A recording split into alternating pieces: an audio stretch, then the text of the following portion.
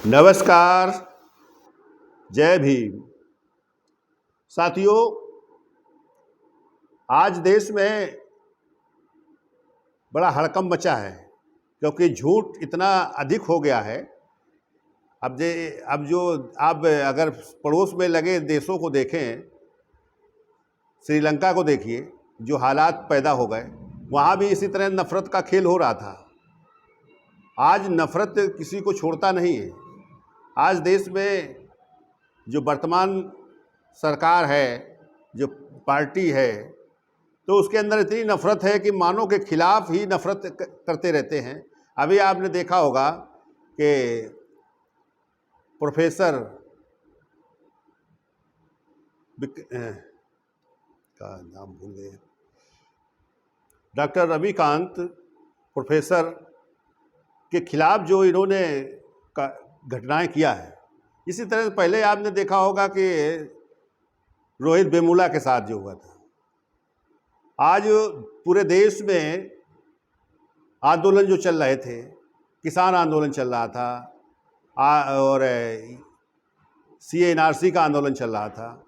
ये आंदोलन चलते रहते हैं और लेकिन उनकी समस्याएं जो पैदा हो रही उनको के सॉल्व नहीं करते हैं और समस्याएं बढ़ा रहे हैं।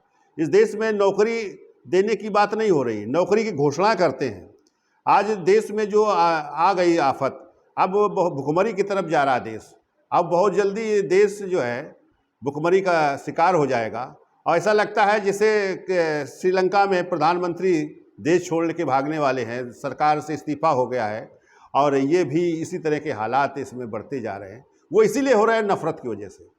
अगर देश में आरबी आंदोलन है या भागीदारी आंदोलन है या सीधे सीधे जो देश का संविधान है, जो लोकतंत्र है, लोकतंत्र को अगर सही तरीके से स्थापित किया जाए, अगर वो लोगों के जीवन में अगर उसको उतारा जाए, तो ये देश की स्थिति सही हो जाएगी और यह देश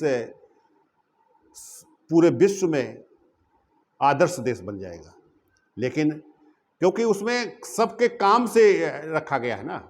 आज जो ये पूंजी निवेश की बात करते हैं, विदेशी पूंजी निवेश की यहाँ ज़रूरत नहीं है। यहाँ लोगों के जो है उनका निवेश कराना चाहिए। आज तमाम ब्लैक मनी है। आज ब्लैक मनी कहाँ है? ब्लैक मनी उन्हीं लोगों के पास है, कुछ घरानों के पास। आज यहाँ का जो व्यापारी है, जो पूंजीपति है, इतना बड़ा स्टोर कर लिया है संपत्ति का कि उसका कोई ठिकाना नहीं है और उसके वजह से देश का बड़ी आफत आ गई है। आज अगर कोऑपरेटिव सिस्टम से यहाँ का व्यापार हो और पूंजी का निवेश लोगों के शेयर सिस्टम से काम हो, ये लोकतांत्रिक व्यवस्था पूरे में लगा हो। आज तो लोगों को, कमज़ोरों गरीबों को काम नहीं करने देते हैं, उनका काम छीन रहे हैं। आज उनको सारी नौकरियां ख़त्म कर दी हैं, सब कारोबार ख़त्म कर रहे हैं। आज असली बात इनका ये है कि ये विकृत सामाजिक व्यवस्था को फिर से स्थापित करना चाहते हैं, अर्थात जाति भेद को बनाए रखना चाहते हैं। आज जैसे पूर्व में इस तरह की व्यवस्था थी तो इसका तमाम विदेशी का गुलाम बना रहा।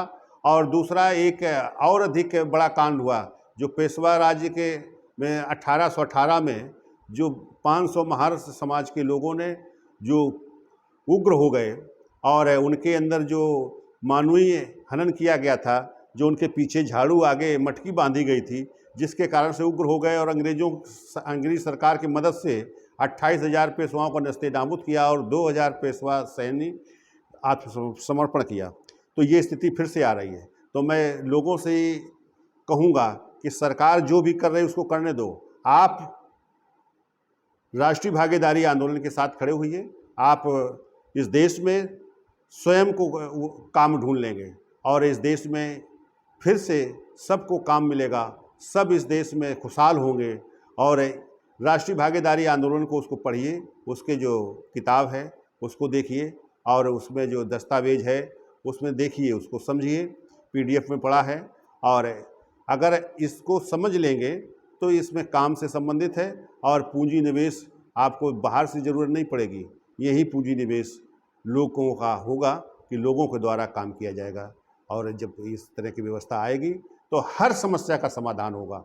यहाँ तक कि जो शादी संबंध का भी मामला होता है, इसका भी समाधान इसमें है और इस को मिशन को आप समझें, मिशन के साथ खड़े होइए, आपकी हर समस्या का समाधान होगा। यही हमारी अपील है कि अगर आप उस श्रीलंका के जैसे हालात आए हैं, जैसे आपके पाकिस्तान के हालात बन रहे हैं, उन हालातों से अगर बचना चाहते हैं तो आप राष्ट्रीय भागीदारी के साथ खड़े होइए, क्योंकि इससे आपके काम के आधार पर है और कोई किसी के काम का शोषण नहीं कर सकता है और किसी के सम्मान को दबाया नहीं जा सकता है। तो ये स्थिति है। उठो, बढ़ो, संगठित हो, संघर्ष करो, ले लो अधिकार अपने, यह देश हमारा है। धन्यवाद साथियों। जय भीम, जय भारत। धन्यवाद साथियों।